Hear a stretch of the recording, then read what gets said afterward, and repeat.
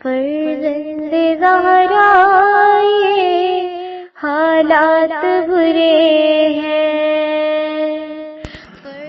کاشانہ بصیرت ایک ایسا مکمل یوٹیوب چینل جس پر محروم بصارت کے لیے بالخصوص اور تمام افراد کے لیے بالعموم سینکڑوں کی تعداد میں اسلامی کتب دستیاب ہیں۔ لہذا گزارش ہے کہ آپ اپنی ذمہ داری نبھاتے ہوئے کاشانہ بصیرت کو سبسکرائب کرنے کے ساتھ ساتھ بیل آئیکن کو پریس کیجئے تاکہ آپ علم کے حصول کے ساتھ ساتھ مذہب اہل بیت کی اشاعت میں بھی اہم کردار ادا کرتے رہیں۔ کاشانہ بصیرت۔ فرزند زہرا یہ حالات برے ہیں۔ السلام علیکم ورحمۃ اللہ وبرکاتہ۔ سامعین، آپ سماعت فرما رہے ہیں در محضر حضرت آیت اللہ عظمیٰ محمد تقی بہجت کے دروس اور تقاریر پر مبنی کتاب، جسے تحریر کیا ہے محمد حسین رخشاد نے۔ کتاب کا ترجمہ سید مجیب الحسن نقوی صاحب نے کیا ہے۔ آج ہم آپ کے سامنے اس کی 26ویں ریکارڈنگ پیش کر رہے ہیں۔ صفحہ نمبر 401، عنوان ہے جمال حق۔ سورہ نحل کی آیت نمبر 125 میں ارشاد باری تعالیٰ ہے، آپ اپنے رب کے راستے کی طرف حکمت اور اچھی نصیحت کے ذریعے دعوت دیں اور ان سے اس طریقے سے بحث کریں جو بہترین طریقہ ہے، یعنی نرم زبان، نرم لہجہ، مناسب رویے کے ساتھ، حکمت اور منطق کے ساتھ، واضح ہنسنا اور میٹھی زبان کے ساتھ خدا کی طرف دعوت دیں۔ نیز ارشاد باری تعالیٰ ہے آل عمران کی آیت نمبر 159 میں، پیغمبر، پس یہ اللہ کی مہربانی ہے کہ تم ان لوگوں کے لیے نرم ہو۔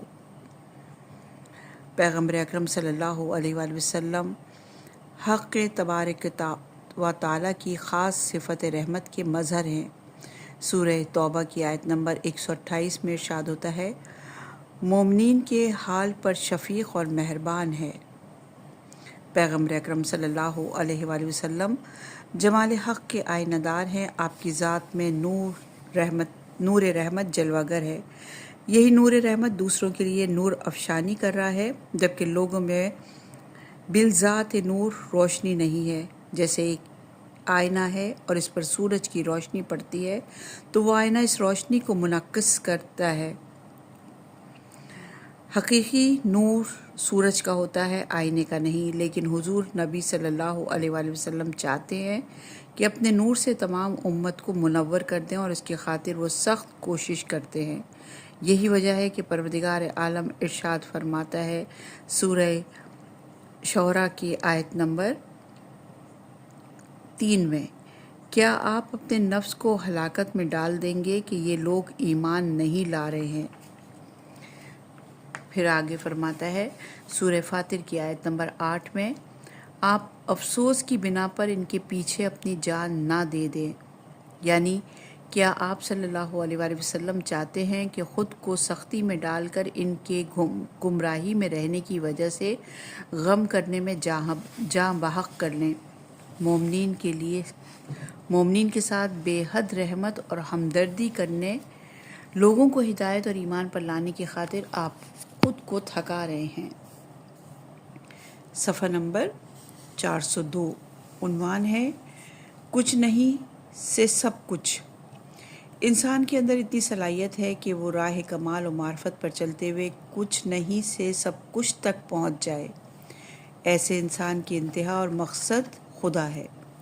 خدا کی ربوبیت کا یہ تقاضا ہے کہ انسان تکامل کی راہ پر انسان کی مدد کی جائے، انسانی تکامل کی راہ پر انسان کی مدد کی جائے، انسان کو منزل مقصود تک پہنچایا جائے۔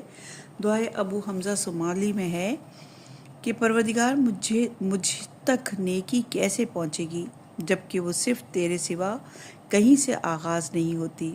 یہ روایت بہار الانوار کی جلد نمبر 95 صفحہ نمبر 82 پر ہے۔ ہمارا حافظ، ولی، رہبر اور ہمارے راستے کا ساتھی تو خدا ہی ہے۔ سورہ بقرہ کی آیت نمبر 257 میں، اللہ صاحبان ایمان کا ولی ہے، وہ انہیں تاریکیوں سے نکال کر روشنی میں لے آتا ہے۔ اللہ تعالیٰ ہے جو سرگردانی حیرت کی ظلمات سے نکال کر نور اور روشنی کی طرف لے آتا ہے۔ ہم زندگی کے دریا میں غرق ہونے والے ہیں، لہٰذا ولی خدا کی دستگیری ضروری ہے تاکہ ہم صحیح سالم اپنی منزل تک پہنچ جائیں۔ ہمیں اپنے ولی عصر اجل اللہ تعالیٰ فرجہ الشریف سے استغاثہ کرنا چاہیے کہ وہ ہمارے راستے کو روشن فرما دیں اور ہمیں ہماری منزل کے تک ساتھ لے چلیں۔ صفحہ نمبر 403، عنوان ہے آپ ہی حجاب ہو۔ مادیات، دنیا، آسائش کے وسائل انسان کے لیے راحت و سکون کا باعث نہیں ہیں، بلکہ آگاہ ہو جاؤ کہ اطمینان قلوب یاد خدا سے ہی حاصل ہوتا ہے۔ سورہ رات کی آیت نمبر 28 کا ترجمہ پیش کیا۔ ملک اور ملوکت پاس ہونے سے بھی اطمینان قلب حاصل نہیں ہوتا، لہٰذا کوشش کریں کہ ہمارے اندر موجود تزلزل اور بے چینی دور ہو جائے اور پردے اٹھا دیے جائیں۔ حقیقت میں سب سے بڑا حجاب ہم خود ہی ہیں، ہم آپ اپنے لیے حجاب ہیں۔ شاعر کیا خوب کہتا ہے، دیوان حافظ کی غزل نمبر 159، اے حافظ تو خود ہی حجاب ہے، لہٰذا تو درمیان سے اٹھ جا۔ ہم خود حجاب اور رکاوٹ ہیں، خداوند متعال حجاب نہیں۔ پردہ اس کی طرف سے نہیں، یہ موجودات ہی ہیں جو پردہ ہیں۔ اگر پردہ جل جائے تب بھی بشریت باقی رہتی ہے اور نورانی حجابات وہی نور اذکار و عبادات کی جانب متوجہ ہونا ہے۔ صفحہ نمبر 403، عنوان ہے ذکر خدا۔ اگر انسان کا دل ذکر خدا کے ساتھ مطمئن ہو جائے تو اس کے لیے خطاب آتا ہے کہ یا ایھۃ النفس المطمئنہ، اے نفس مطمئن، اے آرام و سکون حاصل کرنے والے دل۔ روایت میں ہے کہ اس کے ساتھ سید الشہداء امام حسین علیہ السلام کو مخاطب کیا گیا ہے۔ سورہ فجر کی آیت نمبر، آخری آیت ہے یہ۔ بحار الانوار کی جلد نمبر 2 اور صفحہ نمبر 93 پر یہ روایت موجود ہے۔ صفحہ نمبر 404 ہے، عنوان ہے احترام عالم۔ اگر بشر یہ جان لیتا کہ اس کی خوشبختی کس میں ہے اور اس کی بدبختی کس میں ہے، اگر بشر یہ جان لیتا کہ نقص کس میں ہے اور کمال کس میں ہے، تو یقیناً وہ انبیاء علیہ السلام کی پیروی کرتا۔ ایک عالم یعنی عالم کی جمع عالم، ایک عالم و آگاہ کی اس قدر اہمیت ہے کہ سید رضی نے ایک صحابی عالم کے تشییع جنازے میں شرکت کی تھی۔ اس کے باوجود کہ وہ صحابی عالم کافر تھا، لیکن اس کے علمی مقام کو مد نظر رکھتے ہوئے سید رضی نے اس کے تشییع جنازے میں شرکت کی تھی۔ یہی وجہ ہے کہ ایک جگہ پر علامہ حلی ابو حنیفہ کا دفاع کرتے ہوئے نظر آتے ہیں، کیونکہ وہ اہل علم تھا۔ کہتے ہیں یہ مذاق اڑانا اور ہنسنا ابو حنیفہ کے لائق نہیں، اور یہ روایت مفاتیح الکرامہ جلد نمبر 5 صفحہ نمبر 14، جواہر الکلام جلد نمبر 7 صفحہ نمبر 12 پر ہے۔ صفحہ نمبر 404 ہے، عنوان ہے انکار ماد۔ اہل جبر کس طرح سے ماد اور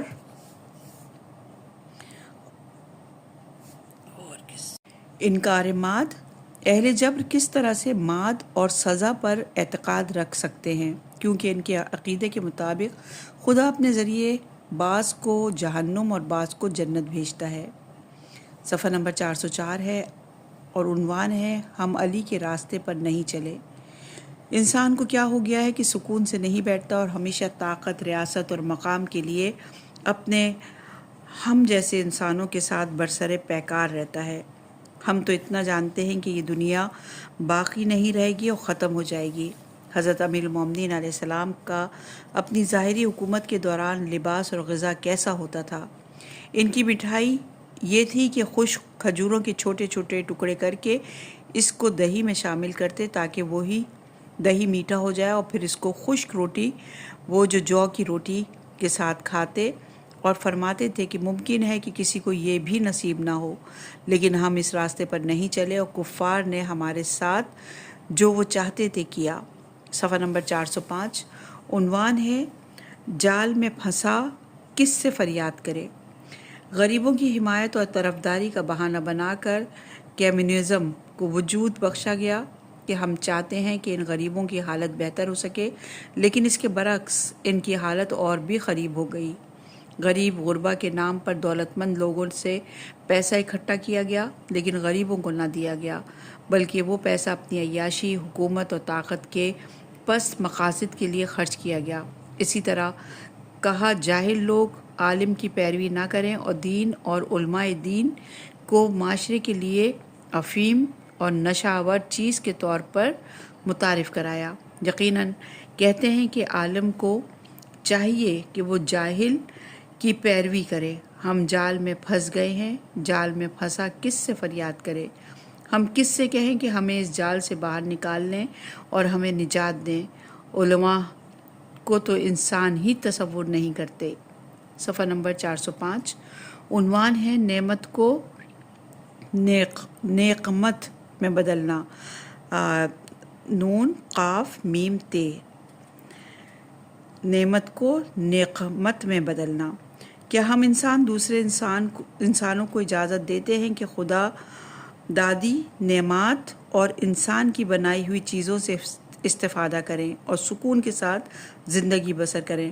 ہم تو ایسے ہیں کہ نعمت کو نعمت میں بدلنا جانتے ہیں اور ہم نے عطا ہونے والی نعمات کو نعمات میں بدل دیا۔ مسلمان اس جہت سے کہ مسلمان ہیں ایسا نہیں کرتے، بلکہ حیوان ہونے کی جہت سے یا بشر ہونے کے لحاظ سے ایسا کر جاتے ہیں۔ انسانیت اور مسلمان ہونے کی جہت سے نہیں۔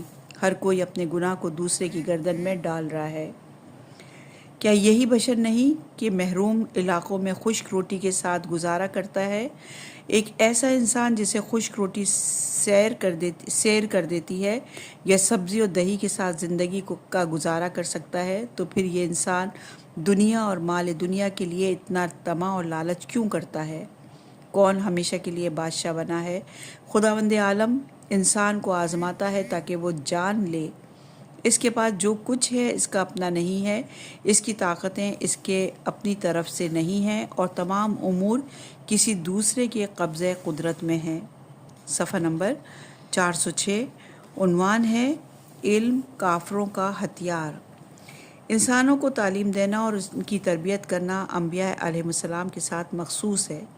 وحی اور تعلیمات انبیاء علیہ السلام کے بغیر کسی قسم کا علم بشر کے لیے نقصان دہ ہے۔ اس کا نقصان اس کے فائدے سے زیادہ ہے۔ لوگ علم حاصل کرتے ہیں کہ پھر ہوا میں اڑیں اور آسمانوں میں چلے جائیں۔ یہ وہاں کیا کرنا چاہتے ہیں اور آخر کس نیت سے وہاں جاتے ہیں؟ اس لیے جاتے ہیں تاکہ وہاں سے اپنے دشمن کے سامنے ڈٹ سکیں اور اسے بہتر انداز سے اپنے تیر کا نشانہ قرار دے سکیں۔ یہ نہیں بتاتے کہ ایسا علم انسان کو عالم تنہائی میں لے جاتا ہے اور معاشرے میں سے کاٹ دیتا ہے۔ یہ لوگ علم میں تصرف کرتے ہیں اور علم و دانش سے ایسا اسلحہ تیار کرتے ہیں کہ جس کے ذریعے سے آدم کو بغیر آواز کے مار دیا جائے۔ اس کے ساتھ علماء کو قتل کرتے ہیں، لوگوں کو علماء کی پیروی کرنے سے منع کرتے ہیں تاکہ بہتر انداز سے ان پر مسلط ہو سکیں اور ان کے اموال و منافع کو لوٹ لیں۔ اس قسم کا بغیر آواز کے اسلحہ 20 سال پہلے صرف 10,000 تومان میں تیار ہو جایا کرتا تھا۔ پھر اس اسلحے کو برادر کشی اور ایک دوسرے سے دست و گریبان ہونے کی خاطر مسلمانوں کے ہاتھوں میں دے دیتے تھے۔ اے کاش یہ مصیبت اور اس کے حقیقی نقصانات کافروں کے سر پر بھی آئیں، بلکہ کہتے ہیں کہ جو کوئی بھی ہمارا مخالف ہوگا اسے ہر صورت نابود ہو جانا چاہیے، خواہ وہ مسلمان ہو یا کافر ہو۔ صفحہ نمبر 407۔ عنوان ہے علماء کا قتل۔ اگر کافر ہمیں کہیں کہ ہم نے یہ رویہ آپ ہی کے مایہ ناز علماء سے سیکھا ہے تو پھر ہم کیا کہیں گے؟ معاویہ نے مروان سے کہا، جتنا قتل کر سکتے ہو کر ڈالو، اگر نہ کر سکو تو کوئی حرج نہیں۔ تاریخ میں کہ جناب عثمان کے قتل میں مروان کا ہاتھ تھا، اسی کی بنائی ہوئی فضا تھی جس کی وجہ سے جناب عثمان کو قتل کرنے تک کی نوبت پہنچ گئی۔ اسی نے جناب عثمان سے کہا تھا کہ اپنی غلطی کا بالکل اعتراف نہ کرنا، کیونکہ وہ جانتا تھا کہ جناب عثمان اپنی غلطی کا اعتراف کر لیں تو پھر اس کی خیر نہیں اور اس کے سارے پول کھل جائیں گے۔ اس سب کے باوجود جب جناب عثمان کا قتل ہو گیا تو اس قتل کا الزام حضرت علی علیہ السلام کے سر لگا دیا اور کہا اگر تم نے قتل نہیں کیا تو یقیناً تم نے ان کے قاتلوں کو پناہ دے رکھی ہے۔ طلحہ کو بھی مروان نے دوران جنگ قتل کیا تھا، وہی طلحہ اور زبیر جنہوں نے حضرت علی علیہ السلام کو لکھا تھا کہ تم نے عثمان کو قتل کیا ہے۔ اور یہ روایت نہج البلاغہ کی صفحہ نمبر 445، کشف الغمہ جلد نمبر 1، صفحہ نمبر 239، الصراط المستقیم جلد نمبر 1، صفحہ نمبر 149، شرح نہج البلاغہ ابن ابی الحدید، صفحہ نمبر 17، الجمل، صفحہ نمبر 201، امالیہ توسی، صفحہ نمبر 269، بہار الانوار جلد نمبر 84، صفحہ نمبر 158 پر موجود ہے۔ اس اعتبار سے ممکن ہے کہ مغرب کے لوگ جو کہ دنیا داری اور فطانت میں ہم سے آگے ہیں، قرآن کو ہمارے سامنے پیش کریں اور ہم اسے اپنے ہاتھوں سے گوا دیں۔ صفحہ نمبر 408، عنوان ہے اقوام متحدہ۔ اگر کافر ہمیں ملغوب اور اپنا محکوم بنا لیں اور کہیں تمہارے علماء جو کچھ چاہتے تھے انہوں نے کیا ہے، انہوں نے جس کسی کو اپنے مخالف دیکھا اسے قتل کر ڈالا، ہم کہیں گے اقوام متحدہ جو کہ حقوق بشر کا شور مچاتا ہے اور اس کا دم بھرتا ہے، اگر سچ کہتا ہے تو اسے کمزور ممالک کے ساتھ کوئی سروکار نہیں ہونا چاہیے، انہیں مزید کمزور اور ناتوان کرنے میں اپنا منفی کردار ادا نہ کرے اور ان کی ترقی کی راہ میں رکاوٹ نہ بنے۔ اگر وہ سچ کہتا ہوتا تو پھر دوسری عالمی جنگ کو شروع نہ کرتا۔ یہ لوگ نہ صرف شریعت کے مخالف ہیں جو کہ عین عقل ہے، بلکہ عقلاء اہل عقل اور فہم کے بھی مخالف ہیں۔ صفحہ نمبر 408، عنوان ہے شیعہ ہونا چاہیے۔ شہروں کے امیر، شہروں کے ناظم حضرات شہریوں کو اپنے مسلک کی طرف راغب کر سکتے ہیں۔ اسی بنا پر جب عثمانی حکومت نے جناب سید محمد کاظم یزدی سے درخواست کی کہ وہ حکومت سے اگر کچھ چاہتے ہیں تو حکم کریں، اس پر عمل کیا جائے گا، جناب کاظم یزدی نے حکومت سے کہا کہ تمام شہروں میں میئر کے منصب پر شیعہ حضرات کو تعینات کر دو، لیکن حقیقت یہ ہے کہ کافر ہمیں دھوکہ دینے میں اور ہم ان سے دھوکہ کھانے میں کافی ماہر ہیں۔ صفحہ نمبر 409، عنوان ہے کافروں کی سازش۔ ایک آدمی جس کی زندگی کسی دوسرے کے رحم و کرم پر تھی، کیونکہ پہلوی حکومت میں وہ کمیونزم کا حامی تھا اور اس کے لیے پھانسی کا حکم ہو چکا تھا، کسی نے سزا معطلی کے لیے سفارش کی تھی، اس نے پہلوی حکومت کو لکھا کہ اس قیدی نے آپ کے مخالفین کو گرفتار کروانے میں حکومت کی مدد کی تھی، لہٰذا اس کی سزائے موت کو معطل کر دیا جائے۔ بہرحال وہ کوشش کر رہا تھا کہ قیدی رہا ہو جائے۔ اس نے بتایا کہ میں اب بھی کمیونسٹ پارٹی میں کئی اہم عہدوں پر کام کر رہا ہوں۔ اس نے بتایا کہ ہم انتظار کر رہے ہیں کہ کب اعلیٰ حکام کی جانب سے مولویوں کو پکڑنے اور انہیں قتل کرنے کے احکامات صادر ہوتے ہیں۔ قیدی نے بھی اس حوالے سے حکومت کی مدد کی تھی اور حکومت کو مسلسل خبریں دیتا رہا تھا۔ کتنے افسوس کی بات ہے کہ دور استبداد شاہی اور مشروطہ تحریک کے دوران کتنے ہی بے گناہ اور پاک علماء کو قتل کیا گیا اور ان کا ناحق خون بہایا گیا۔ صفحہ نمبر 409، عنوان ہے پنجے سے پنجے تک۔ حضرت سلمان پر بھی تاریخ میں بہت ظلم ہوئے ہیں۔ امیر المومنین علیہ السلام کی بیعت کرنے اور ان کا ساتھ دینے کی بنا پر ہم مسلمانوں کو اپنے حال پر گریہ کرنا چاہیے، ان مصیبتوں پر جو آ چکی ہیں اور جو ابھی آنے والی ہیں۔ مسلمان اقوام بھیڑیوں کی مہمان بنی ہوئی ہیں، مسلمان اقوام بھیڑیوں کی مہمان بنی ہوئی ہے اور بھیڑیوں کے مہمان خانوں میں بیٹھی ہوئی ہیں، خونخوار بھیڑیوں کا نوالا بن رہی ہے اور ایک بھیڑیے کے مہمان خانے سے دوسرے بھیڑیے کے مہمان خانے میں منتقل ہو رہی ہے۔ ایران اور ایرانیوں کو دیکھ لیں کہ پہلے روس کے پنجے میں تھے، پھر کئی سال تک برطانیہ کے چنگل میں رہے، اس کے بعد امریکہ کی کالونی بن گئے، یعنی ایک پنجے سے دوسرے پنجے میں چلتے چلے گئے۔ صفحہ نمبر 410، عنوان ہے محدود حق۔ ہم اس بات پر آمادہ نہیں ہوئے کہ فقیروں کو ان کے واجب حق ادا کریں، جبکہ روسی کمیونسٹ نے فقیروں کی مدد کے نام پر سرمایہ داروں اور دولت مندوں سے دولت چھین لی۔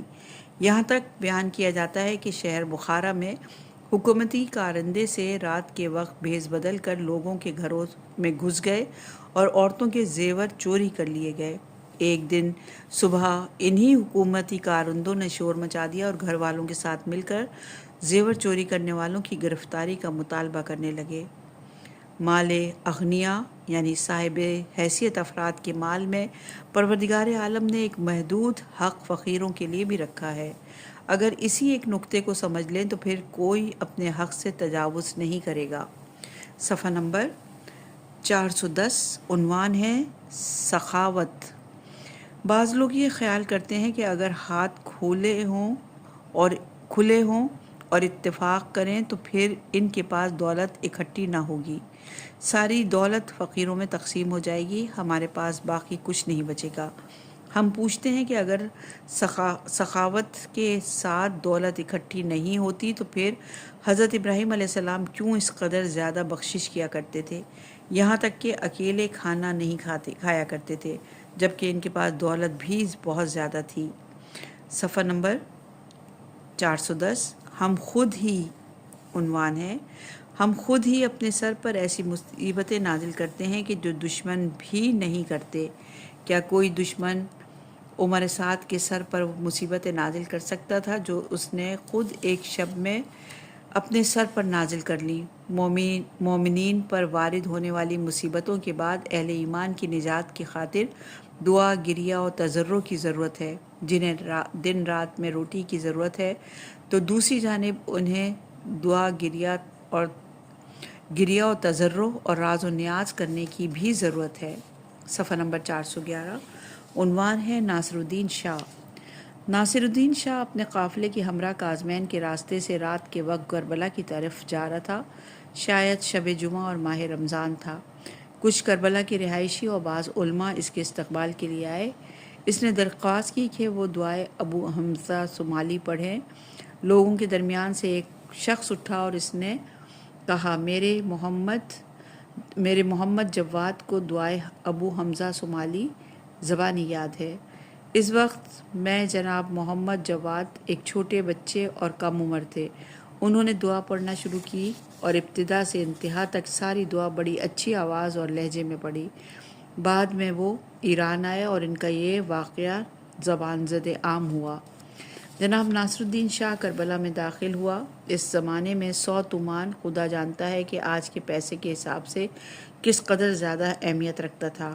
اس نے یعنی محمد جواد کے لیے بھیجنے میں نے محمد جواد کو جب دیکھا تو وہ بوڑھا ہو چکا تھا اور اس کی بینائی بھی جا چکی تھی۔ گزشتہ زمانے میں ماں باپ بچوں کو یہ دعا زبانی یاد کروایا کرتے تھے۔ ایک شخص کے بارے میں بتاتے ہیں کہ وہ دعائے ابو حمزہ صومالی کو ایک سجدے میں پڑھا کرتا تھا۔ اب یہ باتیں ہمارے درمیان بہت کم ہو گئی ہیں۔ ہم معنویت اور روحانیت میں بھی بہت کمزور ہو گئے ہیں۔ عبادات کی طرف رغبت کم ہو گئی ہے اور مادیات کی طرف جھکاؤ زیادہ ہو گیا ہے۔ پھر اس نتیجے میں کچھ ہونا ہے جو آج کل ہم دیکھ رہے ہیں۔ صفحہ نمبر 412 عنوان ہے میری گردن۔ محرمات صرف زنا کرنا، جوا کھیلنا اور شراب پینا ہی نہیں، کبھی کبھار ایک دستخط کرنا بھی اتنا ہی بڑا گناہ ہوتا ہے۔ ایک دستخط کرنے سے گناہ کے موقع پیدا ہو جاتے ہیں جس میں دوسرے انسان گرفتار ہوتے ہیں۔ ایک دستخط کرنے سے کتنے ہی لوگوں کی عزتیں لٹ جاتی ہیں اور کتنے ہی عوام پر مصیبتوں کے پہاڑ ٹوٹ پڑتے ہیں۔ لوگ ہم سے توقع نہیں کرتے کہ ہم گلی کوچوں میں کھڑے ہو کر شراب نوشی کریں گے، اس لیے کہ خوف خدا کا تقاضا ہے کہ ہم ایسا نہ کریں۔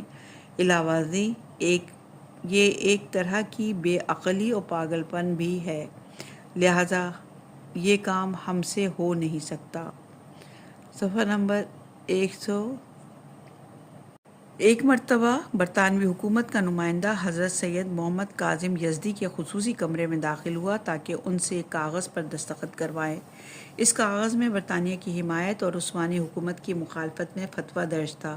عثمانی حکومت کے ساتھ جنگ کرنے کو جائز قرار دیا گیا تھا۔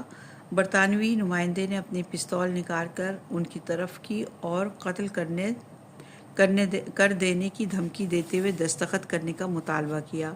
سید کاظم چونکہ انگریزی زبان نہیں جانتے تھے، اس لیے اپنا ہاتھ اپنی گردن کے پاس لے گئے اور پھر ہاتھ کھینچ کر اسے سمجھایا کہ اگر میری گردن بھی کاٹ دو میں تب بھی دستخط نہیں کروں گا۔ برطانوی نمائندے نے جب دیکھا کہ انہیں قتل کرنے یا دھمکانے سے دستخط نہیں ہوں گے تو وہ وہاں سے چلتا بنا اور انہیں اکیلے چھوڑ کر ان کے گھر سے باہر آ گیا۔ صفحہ نمبر 412 عنوان ہے احترام مجلسی۔ مرحوم مجلسی اپنے زمانے کے شیخ الاسلام تھے، بالکل کسی حکومتی وزیر ثقافت کی مانند آپ اہل علم اور روحانی علماء سے رابطے میں رہتے تھے۔ شاہ سلیمان اور شاہ حسین صفا بھی ان کا بہت زیادہ احترام کیا کرتے تھے۔ مرحوم مجلسی اور دیگر علماء بھی اکثر اوقات بادشاہ کی محفل میں رہا کرتے تھے، جب کبھی یہ علماء بادشاہ کی محفل میں پہنچتے تو بادشاہ اپنا تخت چھوڑ دیتا اور ان کے احترام میں تخت سے نیچے آ جاتا، آگے بڑھ کر ان کا استقبال کرتا اور انہیں ان کی جگہ تک ہمراہی کرتا۔ صفحہ نمبر 413 عنوان ہے زہد مجلسی۔ سید نعمت اللہ جزائری رحمہ اللہ کہتے ہیں کہ میں ایک محفل میں جناب مجلسی کے ہمراہ تھا۔ انہوں نے فاخرہ لباس زیب بدن کر رکھا تھا۔ پھر میں نے اعتراض کرتے ہوئے کہا، زہد تو یہ ہے کہ آپ اپنے نفس کے مالک بنو، زہد یہ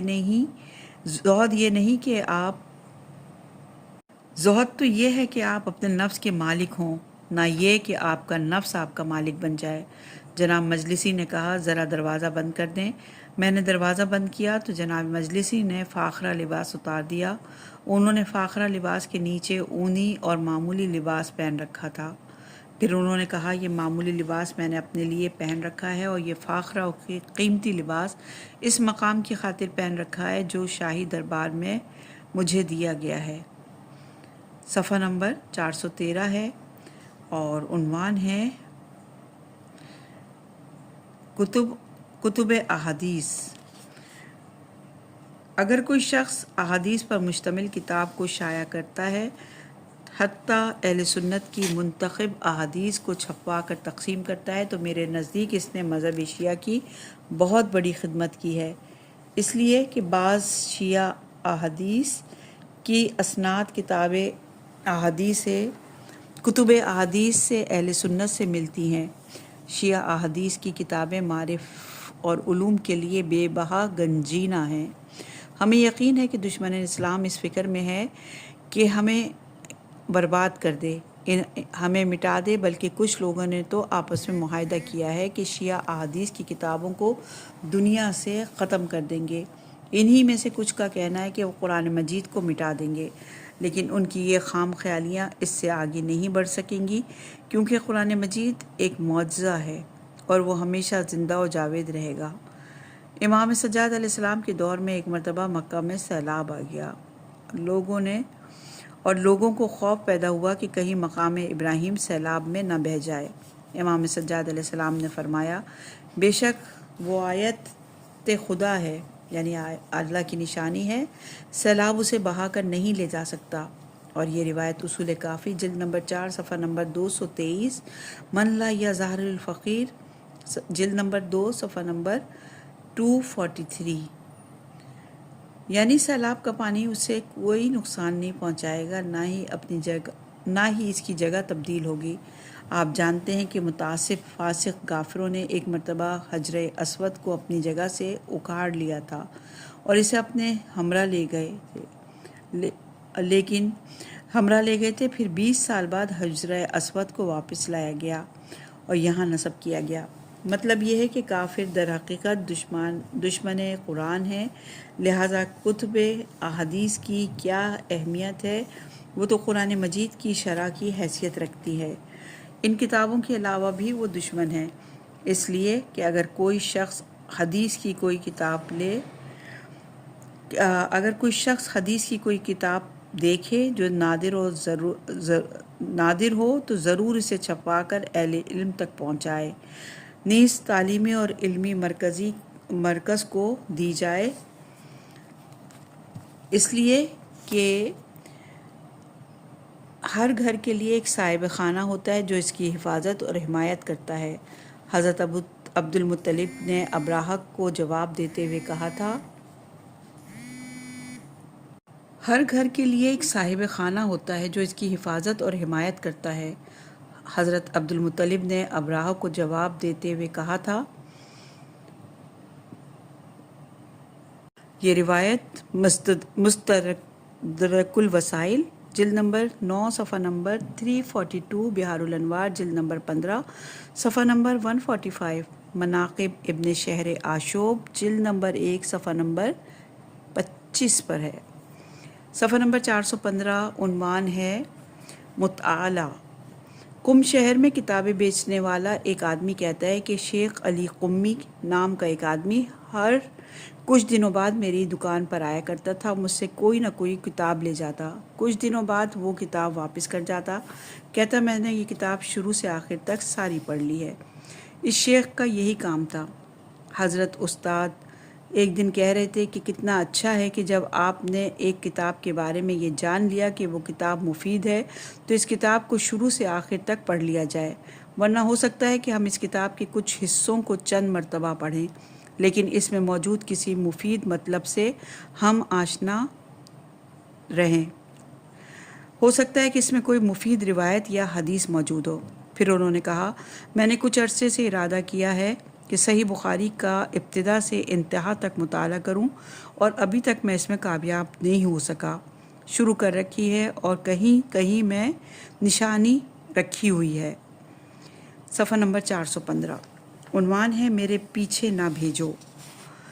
عوامی کاموں سے کنارہ گیری اہل علم حضرات کی آخرت کے لیے بہت اچھی ہے۔ اس سے مراد یہ ہے کہ غیر ثقافتی، غیر تبلیغی اور غیر مذہبی کاموں میں علماء کی دخالت نہیں ہونی چاہیے، جیسے کسی کام کے لیے چندہ اکٹھا کرنا، کھانا وغیرہ تقسیم کرنا، بازاروں کی چیزوں پر قیمتیں معین کرنا، کارخانوں کے سربراہی یا ان کو چلانے کے لیے مشاورت کرنا، پیداوار کو بڑھانے وغیرہ کے موضوعات پر نشستیں کرنا۔ یہ کام دوسرے مومنین جو ان کاموں میں مہارت اور علم رکھتے ہیں ان کے لیے ہے اور وہ بہتر طور پر انہیں انجام دے سکتے ہیں۔ مشروطہ تحریک میں دستخط لینے والے لوگ ظاہر میں تو اصلاح کرنا چاہتے تھے، یہ لوگ اپنی وجوہات شرعیہ کو بھی ادا کیا کرتے تھے اور انہی لوگوں نے جناب آخوند خراسانی سے دستخط لینے کی خاطر انہیں دھوکہ دیا تھا تاکہ مشروطہ تحریک کو شرعی طور پر جائز قرار دے دیا جائے۔ منصور دوانقی نے بھی اپنے درباریوں کو حکم دیا تھا کہ اچھے اچھے علماء کو اپنے گرد اکٹھا کریں۔ انہوں نے کہا یہ لوگ ہمارے قریب نہیں آتے۔ بالآخر عمرو بن عبید کے پیچھے ایک آدمی بھیجا گیا اور کوشش کی گئی کہ انہیں دربار میں بلایا جائے، انعام و اکرام سے نوازا جائے، لیکن انہوں نے بھی انکار کر دیا۔ درباری عہدیدار نے کہلا بھیجا کہ اگر آپ کی کوئی حاجت ہو تو حکم فرمائیں تاکہ وہ پوری کر دی جائے۔ جناب عمرو بن عبید نے جواب دیا، میری حاجت یہ ہے کہ کسی کو میرے پیچھے نہ بھیجو۔ اس لیے ان حالات میں انسان چاہتے اور نہ چاہتے ہوئے بعض معاملات میں مداخلت کر بیٹھتا ہے اور اس طرح کچھ حکومتی ناجائز کاموں کی حمایت اور تائید ہو جاتی ہے۔ صفحہ نمبر 416 عنوان ہے شیعوں کے پاس۔ نجف اشرف کی صورتحال ایسی ہو گئی ہے کہ یوں لگتا ہے کہ وہاں سے علم کی کمی ہو گئی ہے اور علماء مجتہدین کے وجود سے برکت اٹھ گئی ہے۔ نوبت یہاں تک پہنچ گئی ہے کہ انگشت شمار لوگ ہی شاید باقی رہ گئے ہیں۔ گزشتہ دور میں ایک آدمی سے جب پوچھا گیا کہ کیا فلاں صاحب مجتہد ہیں تو انہوں نے جواب میں کہا، کیا کہتے ہو؟ نجف کے در و دیوار سے مجتہد نکلتے ہیں۔ سامرا میں بھی بہت عظیم اور بلند مرتبہ علماء ہوا کرتے تھے۔ ایک صاحب بتا رہے تھے کہ سامرا میں مرزا شیرازی بزرگ کے مدرسے میں ایک بڑا صحن تھا۔ ایک مرتبہ الحاج جناب علی قمی وہاں تشریف لائے، بندہ بھی وہاں موجود تھا۔ انہوں نے اپنے خطاب میں کہا، مرزا بزرگ کے زمانے میں یہاں مجتہدین کی بڑی تعداد موجود تھی۔ حقیقت تو یہ ہے کہ شیعوں کے پاس کیسے کیسے عظیم لوگ موجود تھے۔ صفحہ نمبر 417 عنوان ہے دینی طالب علم۔ خوش قسمت ہیں وہ لوگ جو اس بات کو سمجھ لیں کہ آخرت کا حساب و کتاب بہت سخت دشوار ہے۔ دینی طالب علموں کو چاہیے کہ ہر فرصت سے استفادہ کریں، کوشش کریں کہ زیادہ سے زیادہ پڑھیں، اس دن کے آنے سے پہلے پڑھ لیں کہ جب وہ اپنی تعلیم کو جاری نہ رکھ سکیں۔ دینی طالب علموں کو یہ بات ذہن نشین کر لینی چاہیے کہ اگر انہوں نے فراغت اور فرصت کے لمحات میں کچھ پڑھ لیا تو پڑھ لیا، ورنہ آج کل ان مسلمان ممالک کے جو حالات ہو گئے ہیں، اگر ان میں سے کسی قسم کی مشکل پیش آ گئی تو بھی رکاوٹوں کا ایسا سلسلہ شروع ہو جائے گا کہ پھر کبھی نہیں پڑھ سکیں گے۔ اگر ان غیر اسلامی حکومتوں نے پڑھنے والے طالب علموں کو پکڑ لیا تو اسلام اور مسلمانوں کا کام تمام ہے، اس لیے کہ بقائے امر دین اور احیاء مذہب انہی دینی طالب علموں کے باقی رہنے سے ہے۔ دینی طالب علموں کی بقا سبق پڑھنے اور تعلیمی سلسلے کو جاری رکھنے سے ہے۔ یہی دینی کتابیں اور طالب علموں کا پڑھنا موجب بنتا ہے کہ لوگ ظالموں سے نفرت و بیزاری کریں۔ لہٰذا اگر ان مسلمان حکومتوں کے لیے ممکن ہو تو وہ ضرور دینی طالب علموں کو روکیں اور رکاوٹیں کھڑی کریں۔